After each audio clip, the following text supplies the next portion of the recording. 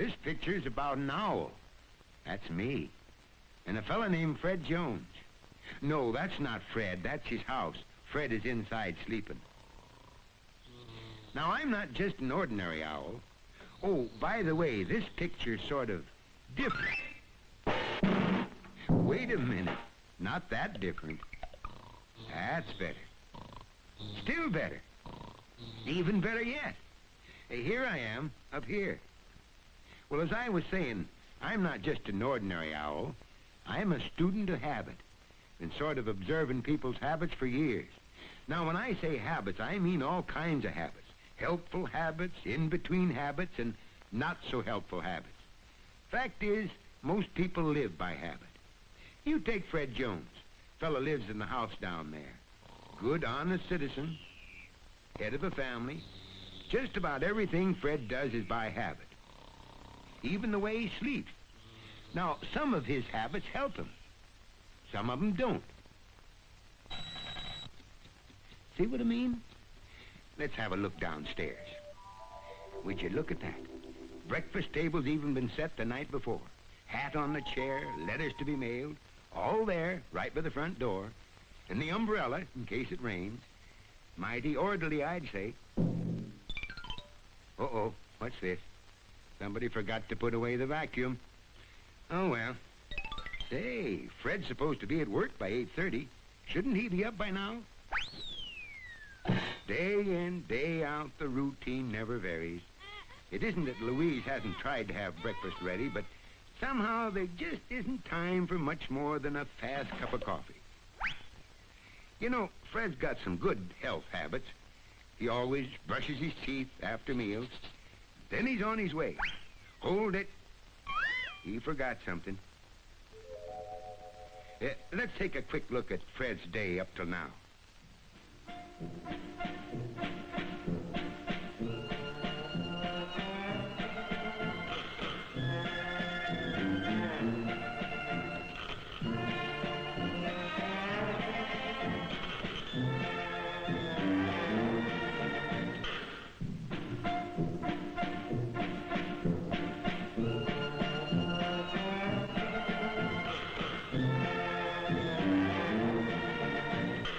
From the time the alarm goes off, life at the Joneses is mostly a bunch of habits strung together. Another thing Fred has made a habit of is walking part way to work every day. In fact, his routine is so firmly established, he hasn't been late to work for 15 years. Of course, he hasn't eaten any breakfast for 15 years either. That's become sort of a habit, too. Which is maybe why, along about 10:30, he feels sort of all in. Coffee break's a great thing for Fred. Not just because of the coffee, but because those nearby goodies somehow taste so scrumptious. When 12:30 rolls around, punctual Fred Jones always leads his pals to their regular eatery. Here Fred can add to the blue plate with his favorite beverage, the strawberry frosted. On the way out, he invariably lingers at the cashier's desk so he can pick up a little something extra. Sort of a dessert snack. Maybe he'd better make it 2, just in case the pangs of hunger overcome him during the afternoon. But let's take another look back. Even after Fred leaves for the office, it's habit, habit, habit. On the way back from lunch, Fred, as usual, indulges in his harmless little habit of admiring his reflection in the store windows. A mighty handsome figure of a man for a guy his age, especially if you overlook that little bulge at the waistline. Just now, Fred happens to remember that today's the day he goes to see his doctor. He finds it a helpful habit to see him regularly, and he always feels better for having done it. Every once in a while, Fred's good wife, Louise, prepares some special treat for dinner. And tonight, it's one of Fred's super-duper favorites. French fried onion rings. Despite the 2 helpings of meat and potatoes that he's already tucked away, Fred still manages to find room for those ever-loving onion rings, with notable consequences, including drowsiness.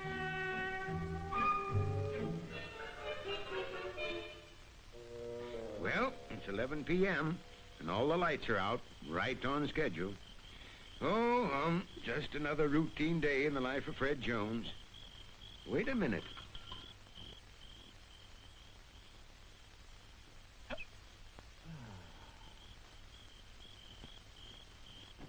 That's odd. Fred's not in the habit of going for midnight strolls. Something wrong, pal? Oh, nothing really, I guess.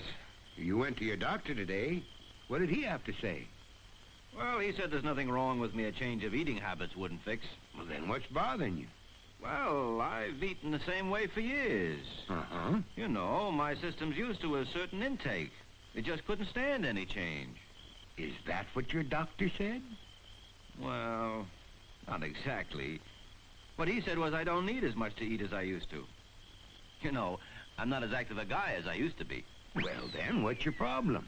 Oh, you know, you can't teach an old dog new tricks. A habit's a habit.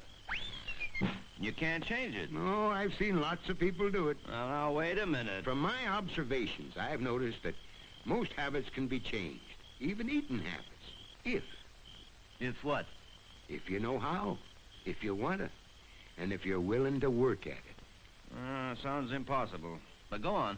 The most important thing is you got to be sure you want to. I'm listening. Now, most people who succeed in changing their habits devote some time to thinking about it. Takes a little time to find out whether you really want to change a habit or not, because it's not going to be easy. Uh-huh. And a list is very helpful. A list? Sure. Many people make themselves a list. On one side, it's got what they like about the habit they're trying to change, and on the other side, the things they don't like about it. Well, this list, what do they do with it? They carry it around with them, keep looking at it and thinking about it until S Day. S Day? Sure, S Day, start day. That's the day you pick to start the habit change. Why a special day? Oh, that's important. People find it best to start their campaign when the time is ripe for it. Picking a start day gets you underway with more momentum. You know what I mean? Seems to make sense. Certainly no harm in just thinking about it. Oh, hey, I'm not in the habit of staying up this late. I gotta be going. Well, see you later. So long, Fred. See you on S Day. I don't know. Maybe he will make up his mind, and then again, maybe he won't. Well, Fred did think about it, and he talked it over with Louise. Soon afterwards, he decided to make a little list of the things he liked about overeating.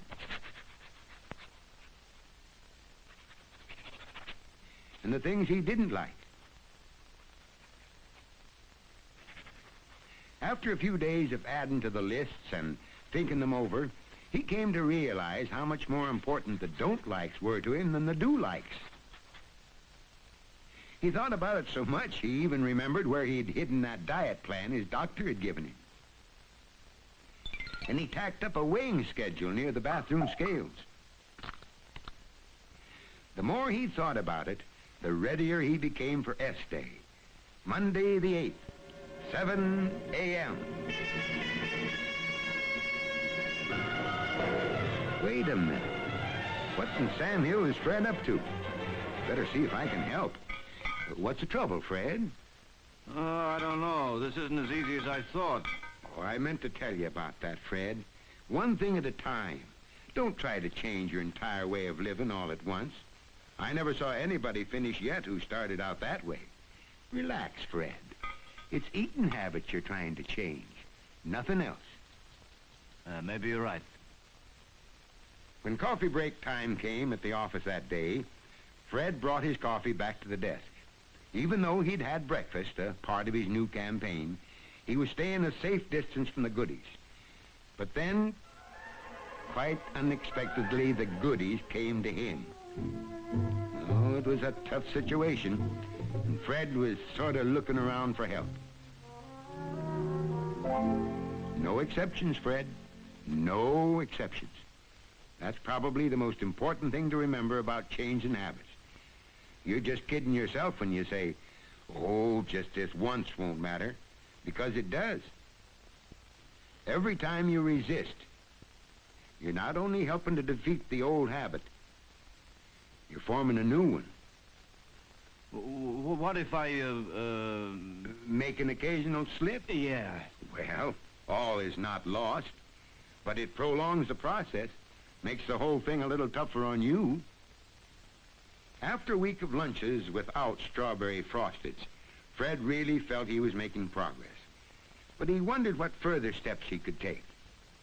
Yep, coming along pretty good, Fred. Fact is, when most people get this far, they find they're ready for a little on-purpose self-testing. Self-testing? What do you mean by that? You know, Fred. Tempt yourself. Oh, I know it sounds silly, but it helps prepare you for future temptations. After Fred thought it over, he tried it out.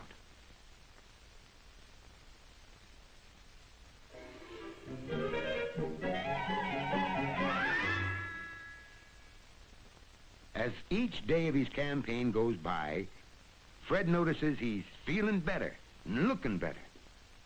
Strangely, he finds it takes less food to satisfy him. Yes, sir. That new habit is working for him. And Louise has been a big help throughout Fred's campaign. He's come a long way. Uh-oh. Look who's arriving in a fancy car, totally unexpected. It's Louise's brother, Ernie, her Eaton brother. Just drove in from the big city, hungry as a bear. Well, Ernie's not going to put anybody out. No, sirree. The whole family's going out to dinner on him. And guess where he's going to take them? Gourmet's Grotto, where calorie is king. Now, a few months ago, Fred couldn't have passed up pâté de foie gras, the world's biggest Caesar salad, French fried onion rings, and French pastry. But tonight, he's almost enjoying himself on half the calories he used to want. Even with big-hearted Ernie picking up the check, he just doesn't seem to want the fanciest items on the menu. Tonight, Fred's having orange sherbet for dessert, and liking it. Yep, Fred's on pretty solid ground now, and he can be proud of himself. But he's still got to stay on guard. He'll need to keep up the momentum that got him off to such a wonderful start on S-Day. For some time, still, he's going to keep on using that list in his wallet. He'll probably add some things to it, too. Even though he suspects it wouldn't do any harm, he won't allow a single exception to occur. He'll keep testing himself with small, new temptations from time to time. And he'll enjoy the satisfaction of overcoming each one. And he'll concentrate on one habit change at a time, until he's sure he's ready for another one.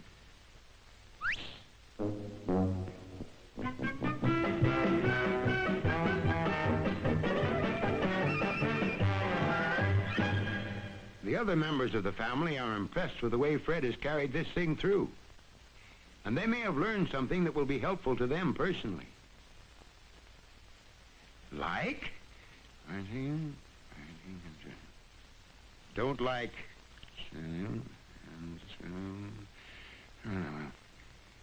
Like. Oh, yeah. You know what? I'm starting one of those lists myself. Yes, sirree.